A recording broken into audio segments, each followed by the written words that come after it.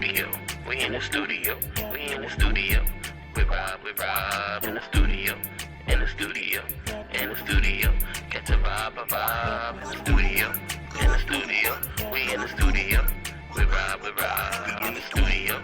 In the studio. We in the studio.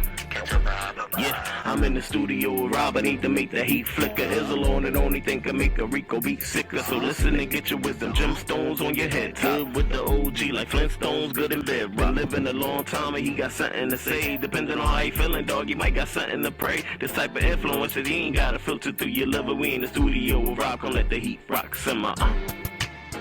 Yo, what's up? Welcome to another episode of In the Studio with Rob. I am Rob, and like always, I'm with my man Izzo. Yeah. What's going on, young fella? Feeling good, feeling great, sir. How are you? I'm doing great. And as you all can see, if you're looking, you can see we have a guest. We have a young lady by the name of Kayla.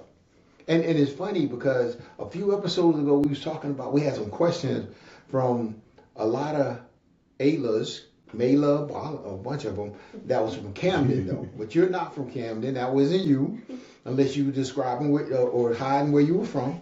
But so before we get started, Kayla, tell us about yourself and tell us a little bit why you're here. Perfect. Hi, my name is Kayla. I am 24 years old. I live in Delaware.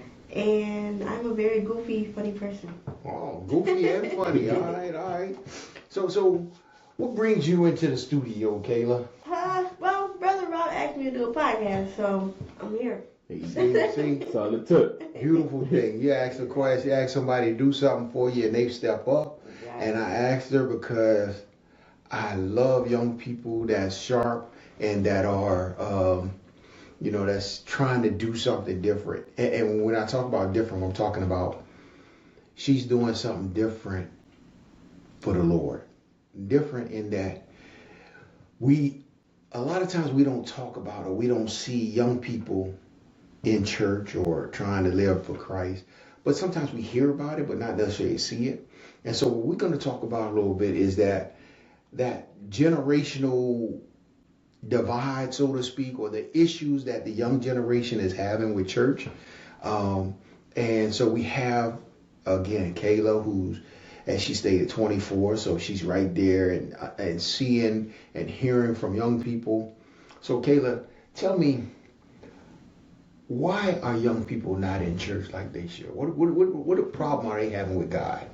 I would say the main thing is, so I work with youth. I work with 6th graders through 12th grade.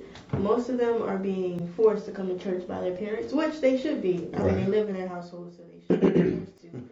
But it's debatable, but that's cool. It's cool. It's not about me. It's fine.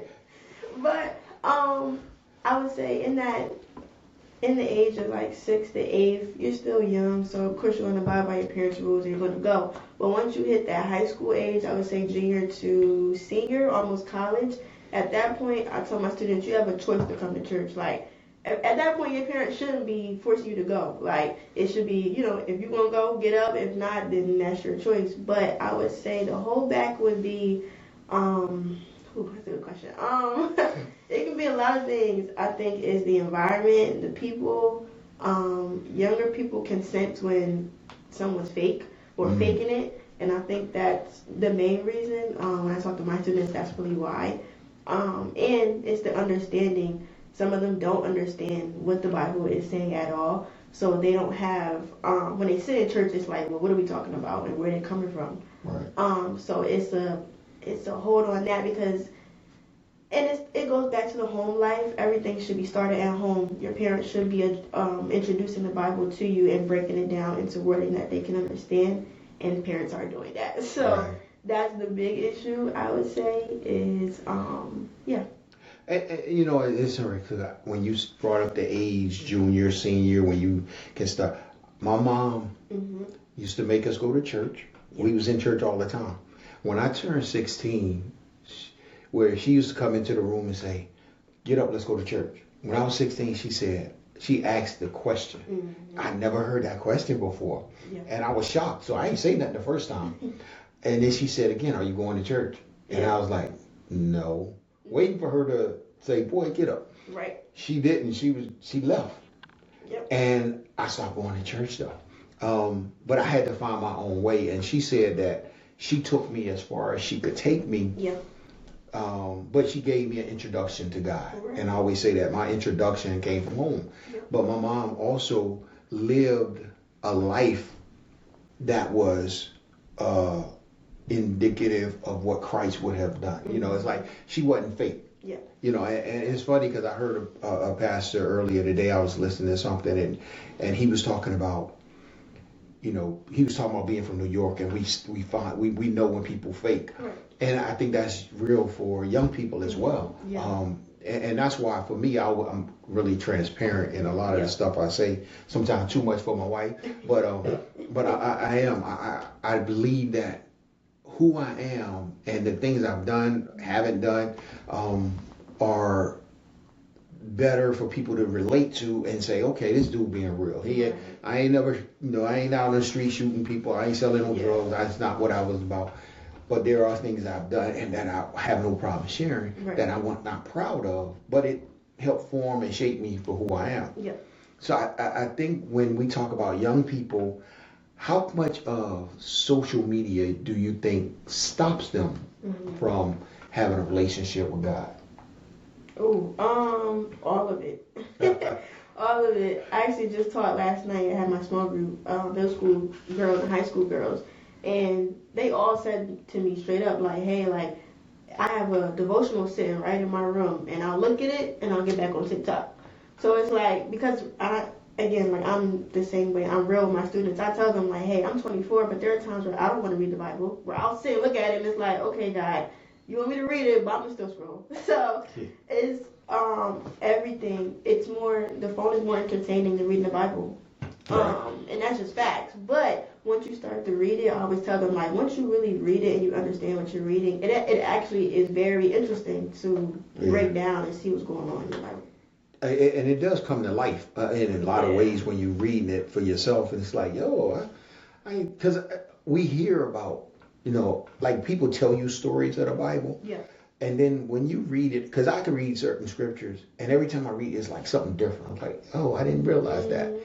So it's always coming to life and showing you different things. Yeah. But I think the age of the internet, TikTok, Instagram, all that stuff, it takes away, it's like our attention span, especially young people attention span are so short. Yeah.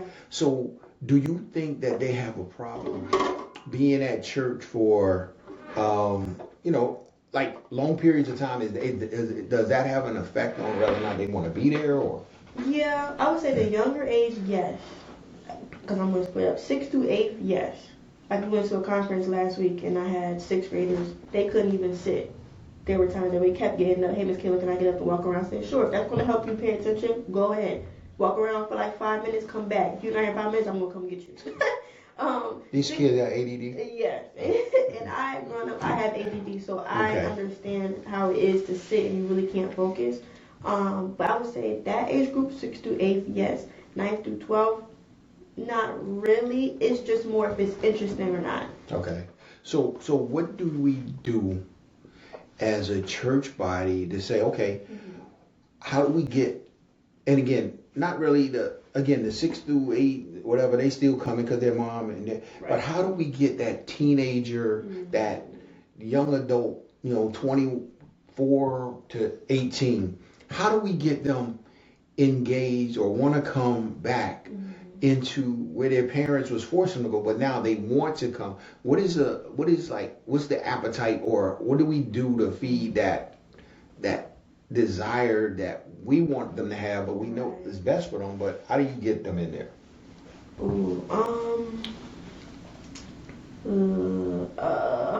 I would say number one, small group. Small groups. I think small groups with having a leader that's my age or like a youth pastor will really get them back into it because it's something that they can relate to. And also, yep, I like 2819. Yeah, love listening now. Yeah. What's his name? Philip Anthony Mitchell. His sermons, like, they just real. Like Yeah. it's just keeping it real, like being honest, not covering up the topics that we should be talking about. Right. That's all. And you know what's interesting about him? If you listen to his preaching, a lot of times he talk about heaven and hell. Yeah. And people always say, "Oh, you don't want to talk about hell because you scare people." He talk about it all the time, but his church is full of young people. Exactly. And so it's not the topic, but are you being real when you talk about the topic? And it's interesting you say, smaller settings. So I know, like at our church, we got the life groups. Yeah. And so, do you need a life group for the young people, like specifically for young people? Yes, because that's where they're open up. Okay. And so, do you have, and just to explain, no, life group is just, again, where it's outside the church. It's where people, in the same neighborhood or whatever, we get together and we discuss a topic, and it's not like preaching as much as we use scripture, but at the same time, it's just being facilitated for everybody to be involved. But with that, with younger people, one, do we have that life group, or that's something you starting? So they're supposed to be starting it. I told them I don't mind starting it, but I'm already in a couple ministries. Okay. But that's something that I told them that I also need. Like we have a good amount of like 20-year-olds and high school kids that are going into college that need that outlet. Right. So I keep telling them, hey, like, because I need it myself. I'm like, I need a small group where it's just young adults that I can connect with. Okay. And so when you have a small group of young adults, let's say can you have an older facilitator then? Or is it like, it's only young people, so whatever we say, even if it's right or wrong, we just say it. But do you need, or is it okay to have an older person to facilitate to make sure that it stays biblical, so to speak? Right. Yes, you can. I would say the oldest I've seen is like 30, 40. I wouldn't go any older than that. You old. I'm just saying, she said like the old people like 30 something, you like 37. I was just listening to her talk, man. Oh, I'm sorry, my fault. But yeah, okay. So, because again, I think it was interesting because I remember when I was like in my mid 30s at another church, I was a part of a ministry we called the Josiah Ministry, when it was for boys from 8 to 18, but I could relate to them then. Right. And now I ain't really relating to no teenagers. Right. I was like, I don't have the patience to relate to them. Yeah. So you do need someone that can relate and that can still feel like, yo, this is fun too. And I can talk to them and kind of be involved with, I can understand where they are. Right. And especially with the social media and different things, to be where they are is important. So, how do you look at like you're kind of like not the bridge gap, but did you ever not go to church? Let's put it that. Let's start there. No. Okay. So you never took a break and said, well, I ain't going, I'm here all the time. Yes. Okay. So when a young lady, young guy come to you and be like, yo, you don't understand, you was always there. How do you respond? You said it one more time. So a young lady or young man come to you and be like, yo, you don't understand because you was always saved. You always been trying to live with God. Okay. I'm coming from the street. How do you relate to them? Right. So, okay, I've had a question before. So, yes, I never tell people that my dad is a pastor. I don't start with that. Right. Like when I meet somebody or if they come to me, ask me for advice about church and everything, I never start with that, even though that's in the back of my mind. But I always say, I guess I have grown up in church all my life, but there was a time, let's say 18, 19, my parents gave me the choice, did you want to come to church or not? But I always had that desire to go. Okay. And even if when at times I didn't go to church, something just felt off. Like, something felt off. Like, I don't feel right. But to answer your question, how can I relate? Just because I'm in church every week does not mean I'm living as I should be living. So 18 and 19, I wasn't. I was going because my parents were there, or it's Sunday, so that's what I'm supposed to do. But right after church end, I'm outside, like Right. I'm partying with y'all. So it's like there, it's a. I can relate to both sides because I've been that outside party girl and I've been also in church, so I'm also playing two lives. Yeah. So I could understand. Yeah, and I think that's because I know I used the only reason I enjoyed going to church when I was young because it was girls in church. Yeah. I ain't really look, and the church that we went to, Yeah. it was a Church of God in Christ, and they was putting you in hell every week. So I wasn't never happy about church, but it was like Right. the people, you enjoy yourself, having a good time, whatever. Yeah. But being in the streets was different. It was like, I ain't going to church no more. I can go party, I can go do whatever, and I didn't feel convicted Yeah. necessarily because I wasn't living for nothing. I was just enjoying myself. But then when God started reeling me back in, I felt bad about the things I were doing. Yeah. But one of the things I used to always tell people is that because you don't do something, don't mean you're not exposed to things. Right. And I think, especially as a young person, you're exposed to the same things that every young person is exposed to. Yeah. How you handle it is just going to be different. Exactly. And how far you go may be different. Right. Because you may not lean into, I'm going to just be, stripping on the pole. Right. But it don't mean that you ain't exposed to it or Right. don't have access to it. Exactly. You just choose to do something different. Yeah. So, Could have said selling drugs or anything. all right, Anywhere in the world with that one. I gotta talk about what I know. I told you I ain't never sell drugs. I ain't never say I ain't been in the strip club. I ain't never sell drugs. But I mean, at the same time, it's kind of like, all right, Yeah. you brought up your dad Yeah. being a pastor. Yeah. So, and I will say, speaking, to you, he a funny dude. Yeah. He ain't just like some pastors are like really stuffy and Exactly. he's silly. That's my man. I know. So he cool people. So when you start having those times where you wanted to drift, Right. what was the conversation like with your dad, your parents, to kind of, all right, you might be drifting a little too far. How did that Right. conversation go?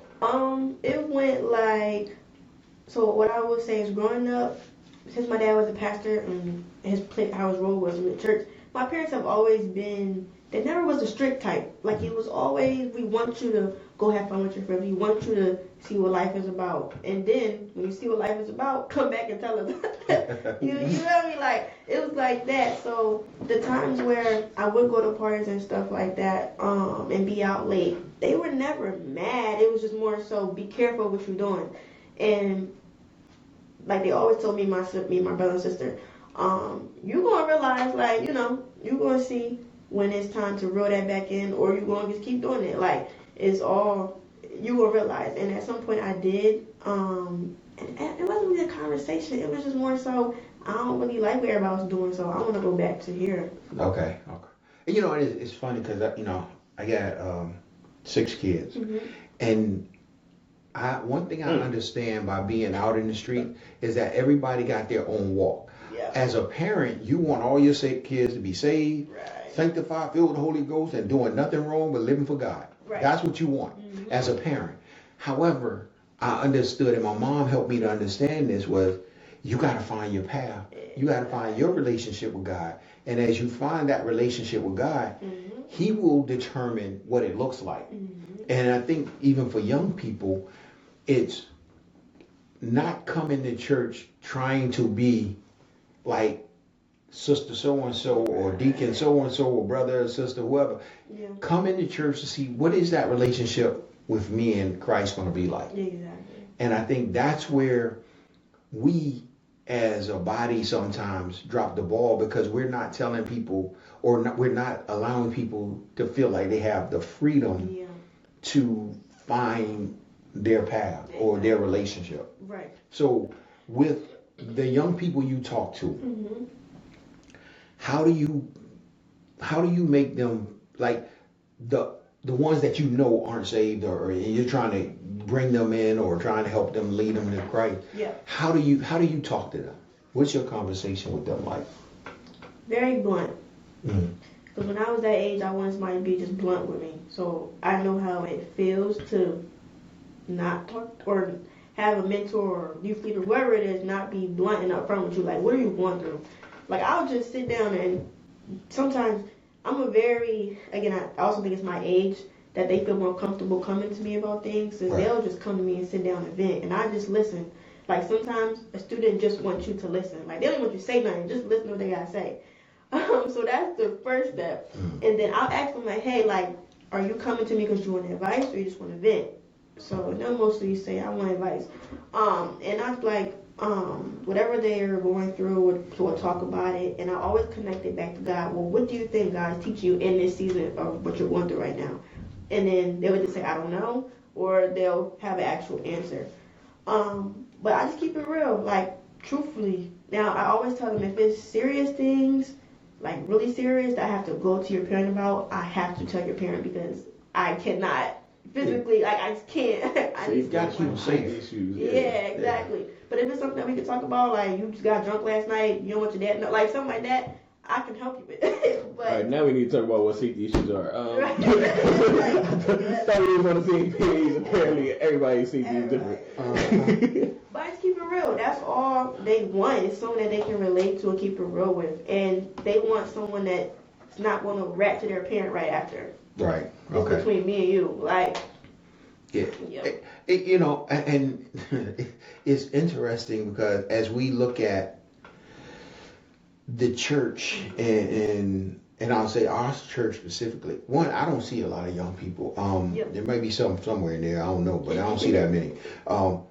It's the older generation, and again, but I always look at church as, even before, it's like church got a bunch of saved people. Mm-hmm. So what are we doing if we just preaching to the choir, so to speak? Yeah. Where the young people are the ones who are needing to be found, so to speak, and again, and not to say that we're gonna fix your issues, Right. because I think we've done people a disservice for too long trying to make people think that once you get saved, you don't have no problems. Exactly. You know, you get saved and you got more problems than before you got saved. So it's not about the problem. Yeah. But one thing I found over the years is that I have a peace and I have a type of a peacefulness that comes with dealing with the problems. I'm not tripping because I already know what ultimately my end goal is, Right. or what's going to happen. Is I may not know with this situation how it's going to turn out, Right. but I know that at the end I'm living with Christ in kingdom in the kingdom. So it's a different peace that I can have. Yeah. Do you think that young people understand or can appreciate not having the Benz, not having the flash, when you looking at the preacher, he flashy, he got all this, he getting all that. Yeah. So why can't I if I get saved? And do you think they can separate that from God? It's like God ain't just a genie. Yeah. Yeah. Yes, I haven't had a lot of those type of questions. I think they know that, but like from what you just said, I think it's coming from well, when I get saved, life's just supposed to get better. And really, I tell all my students this, and even other people that I talk to my age, when you get saved, life actually gets harder.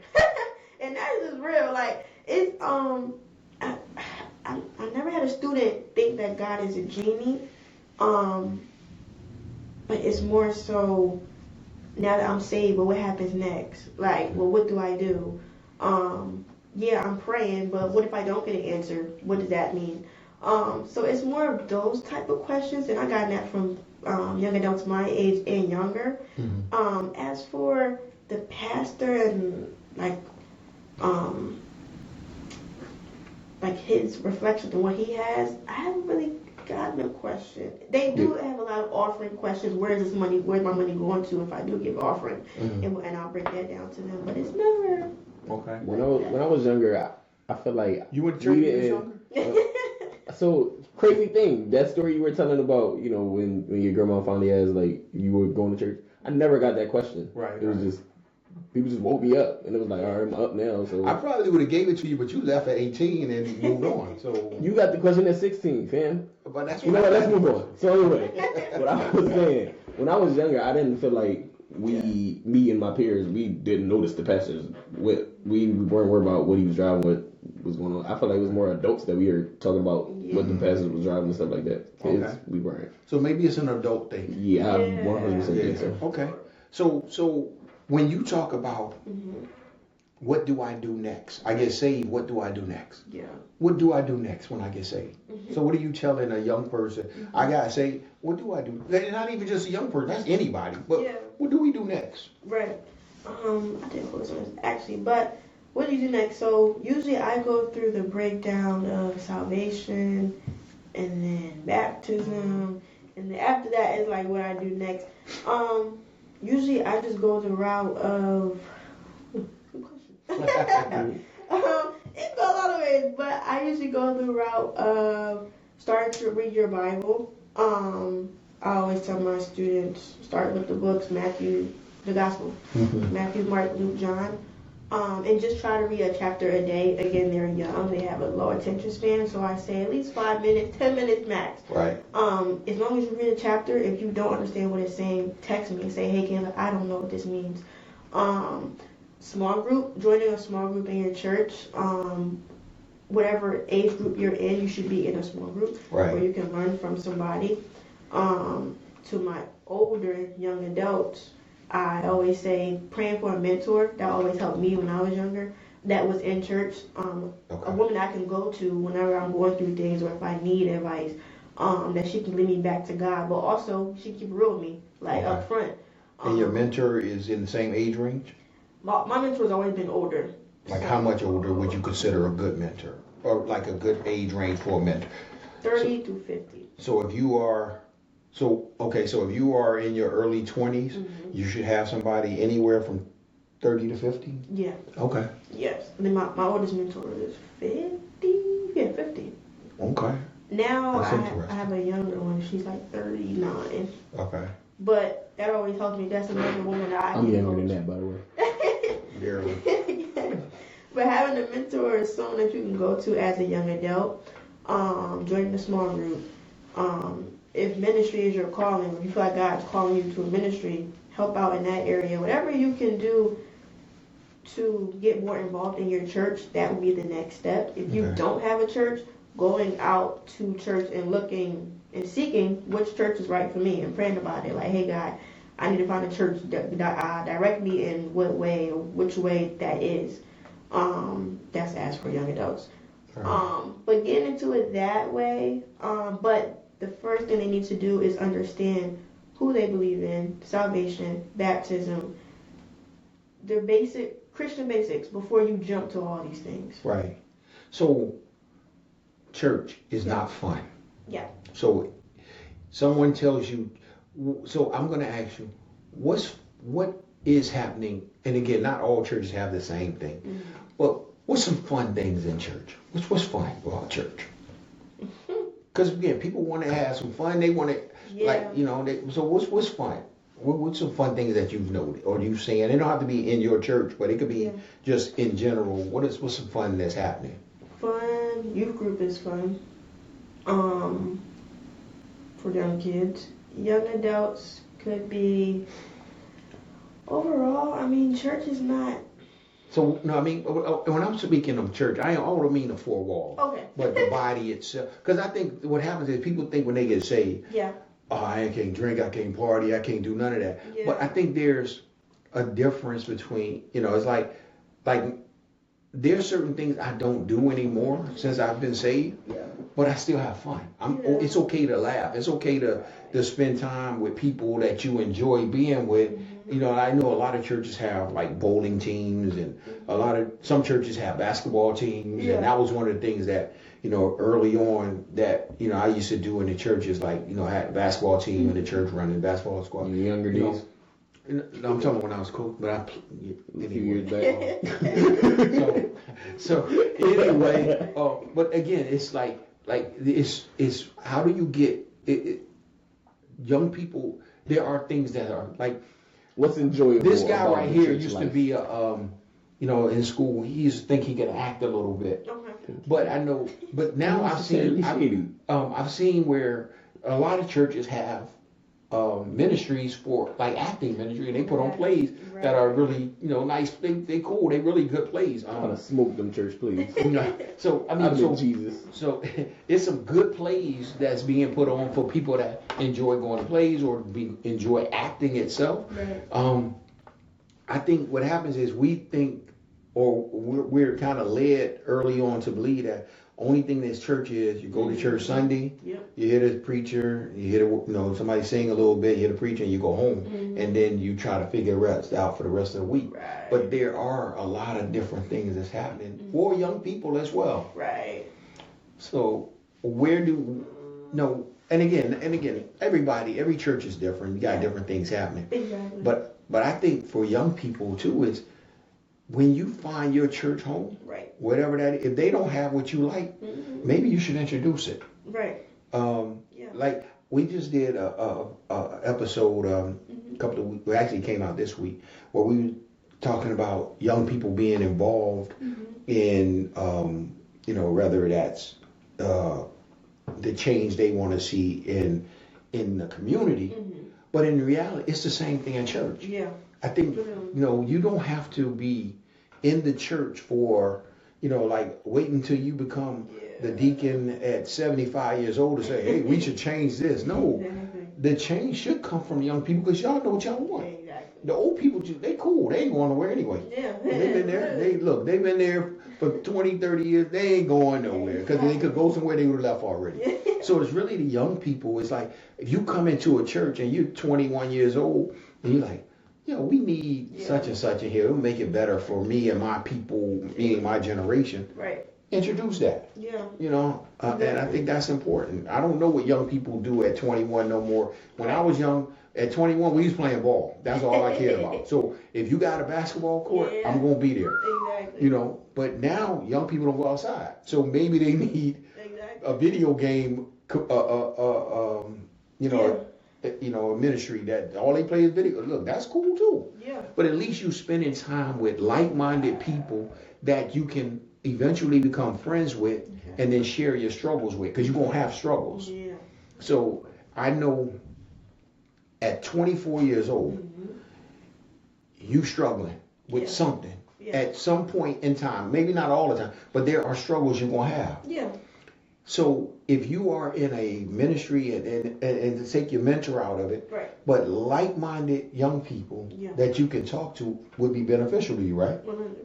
And so how do you go about engaging that with your young? Do you have a lot of young saved friends, or do you just have friends and all of them not saved? Right. Yes. I have at least 2 friends that are saved. The rest are not, but they do know that I'm involved in ministry. Like they know my.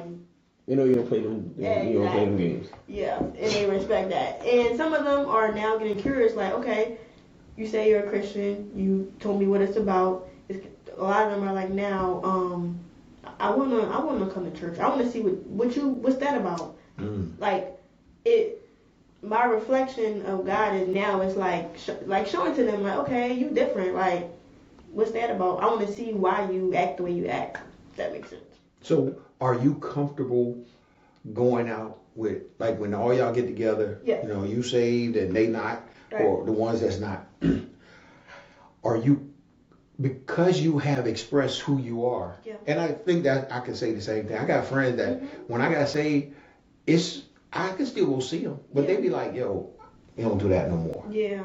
Do they treat, so they don't really treat, they ain't treat me bad. They just like, yo, he don't do that no more. So they respected that. Exactly. Do you have friends that are your friends like that as well, where they respect it and don't try to pull you into, that they changing right now, but they ain't trying to pull you? Right. Now all I'm gonna say is, I ain't gonna lie.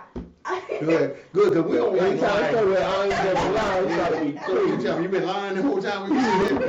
Alright, now I ain't gonna lie. You like 30 minutes in, but now she gonna start lying. But I'll be honest. So yes, they know that I am a Christian girly. I love God. I serve ministry. But I'm also still 24. Like, we just went to a Meek concert in December. Like, let's get it, let's go. like, but they respect that. Like, Kayla, you know, she do her thing, but I'm also go out and have fun. Like, Right. I'm not gonna be like, oh, I can't go see Meek. No, I'm gonna go see Meek. Like, but No, like, I ain't mad at you. Well, me and my wife love concerts. They definitely did not go see me No. concert. Don't let him try to relate to me. Hey, big dog. But let You LL and Coltrane was cool. But no, let LL show up. I'm there for LL, you know. So I mean, we do it all the time. We ain't got no problem with it. So but I think that's the disconnect with yeah. people thinking you can't do something. Exactly. Again, some things, it ain't really something we should be hearing or being around. I get that. Right, yeah. But overall, Exactly. it don't affect me the same way it affects you. Right. So if I go and listen to a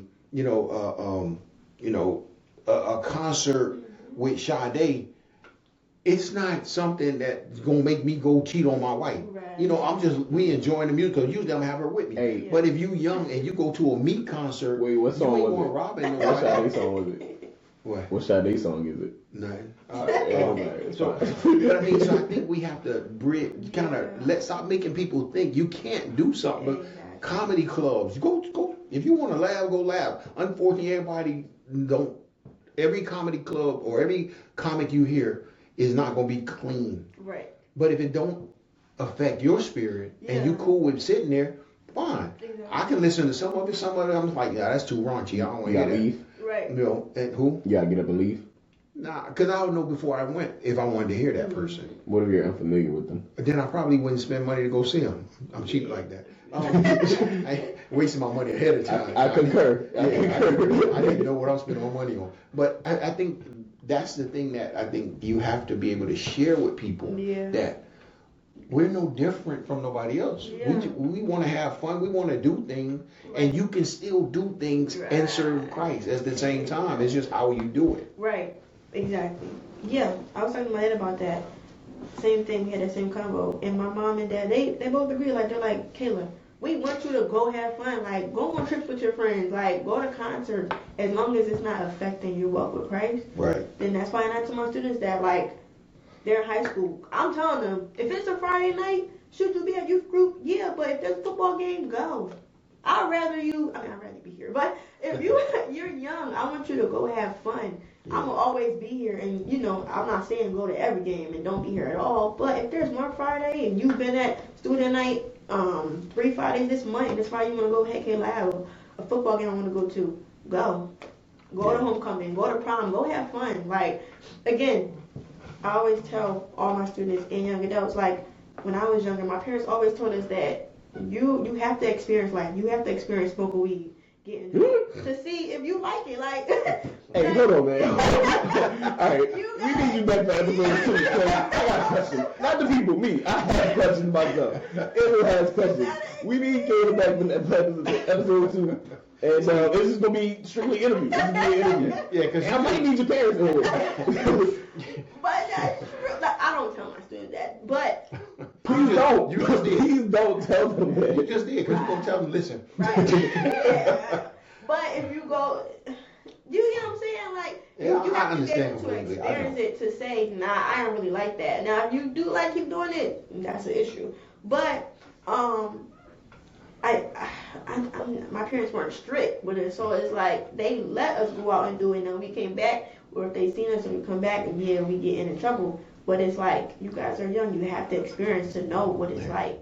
Yeah, I mean, and I agree. I mean, because me personally, I'm a person that don't like things to control my head, my mind like that. So I'm like, I never really liked getting drunk. I mean, I had times when I was young and I got drunk because you just think it's something to do. Right. But then when I got older, I would never get drunk. Right. But and then when it's like, I ain't smoking weed 'cause I don't want to be controlled by something else. But you learn that from doing it. You don't even know that you're being controlled until you try it. Not to say that I would ever tell my kids to go smoke weed. Right. But at the same time, huh? You just did, big dog. No, look, my kids grown now. Their weed smoking days are all on them. They got nothing to do with me. It was like easily influenced by our parents. Yeah, so don't blame me. Right. But they never said go do it, but it was like, if you do, right. That's your decision. That sounds a lot different than you need to experience smoking weed. Hey, sometimes you gotta hold up. What? Hey, baby girl, I'm just stressful. I don't want you to be okay. I didn't mean to put it like that, but but they're young, like they're going to experience those things. Yeah, and I think if we are open enough to say that you're going to experience things, you're going to make mistakes in life. Yeah. But even in your mistakes and the experience that you make, God is still here for you. Yeah. He doesn't turn his back on us because we got high. Yeah. He ain't turning his back on us because we fornicated, had kids early, whatever the case may be. Right. God is never turning his back on you. He's always allowing you to come back to him. Exactly. And I think when young people understand that no matter what you do, no matter what you go through, God is always going to be there for you. You repent, you come back and say, Lord, I'm ready to change. Yeah. He's going to be like, great, I'm here for you. Exactly. And he's going to help you through that change. Yep. So with that, we're going to wrap up, but I want you to He's going to ignore talk. Huh? He's going to ignore that whatever just happened just now? What just happened? What do you mean what just happened? You hear that whatever that frog was that you just whatever? No. Oh, all right. We just go. All right, cool. We skip past it. So Kayla, I just want you to talk to your young people. Yeah. And the ones you have that are unsaved, the ones that are thinking about being saved, and or the ones that are saved and not quite living right, and even those ones that are like, I don't want nothing to do with that. Yeah. Talk to them about what you experienced and how you think your life has been improved based on your relationship with God. Okay. I know that's a lot. Also, if all else fails, just let them know your parents said it's cool. Hey, at the end of the day, they said it's alright. They tried, but if you can't, you can't. I'm with it. That's how, look, I feel like I did it. I'm trying to change my parents. We got a guest. I'm changing. They influenced me. Like I'm changing my parents style. I'm going home. I'm talking to my boys at night. Thank you, Pastor. Thank you, Pastor. Look what you just did to my son. Thank you, Pastor Kayla's dad. I'm crying. Wait, can you say question one more? So talking to your No, it was an assignment. He gives homework. He wanted you to talk to your kids. Talk to your peers. Your peers. Oh, I'm she sorry. got no kids. Her peers. No, I'm talking about her students. No, yeah, and then the people she teaches. But your peers more or less, and that are trying to figure this thing out or trying to decide what they want to do. How has your life changed for the better because of your relationship with Christ? You're asking me this, right? Mm-hmm. Okay. Yes. Yes. It's changed so much for the better. How can I word this? Being the age I am and being very mature for the age I am, it's a great thing. But again, I'm still human. I still go through what everyone else goes through at 24 and 23 and 22. But having a relationship with God makes it so much better and peaceful. I know I can always go back to the Lord, and be forgiven, and just having a walk with God is just so important, and it's needed, especially in this generation, because everything is so based on money and looks and Instagram and TikTok, and it's like you have to be grounded in your word and know what God says, who you are, right? And always being connected to Him. It's just so important. It's so important, and it's needed in this time. So, are you perfect? Are you a holy roller? No. And I think not at the meat concert. But again, I only say that because I think a lot of times when people get saved, first thing people say, "Oh, she's trying to be perfect," or "She's just a holy roller." No, we just like everybody else. We make mistakes, we got problems, we got issues, but the difference is God helps us through it. Exactly. And for those that are listening, that are trying to make up their mind on what they should do, I'm not telling you to stop drinking. I ain't telling you to put down your weed. I ain't telling you to stop any sin that you may be committing. What I am telling you is that start a relationship with Christ. Right. And then the rest will take care of itself. Yeah.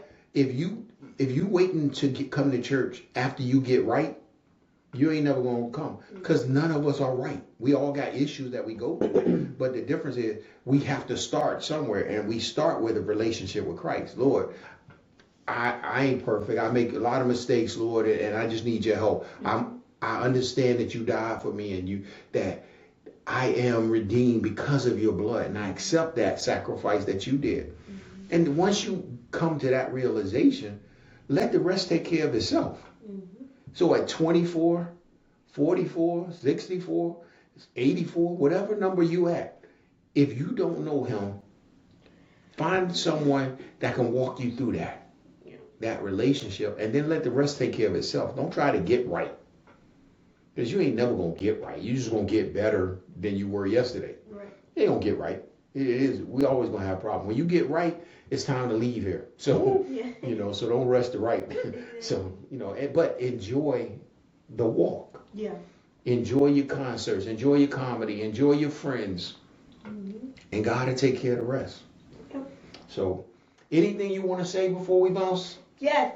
Just because people have a scripture in their bio doesn't mean that they're really saved. A scripture in your bio don't mean you saved. Yeah. And just because you got a scripture in your bio and you are saved, don't mean you ain't rolling up with your parents' blessing. That's true. Hey, but that is true.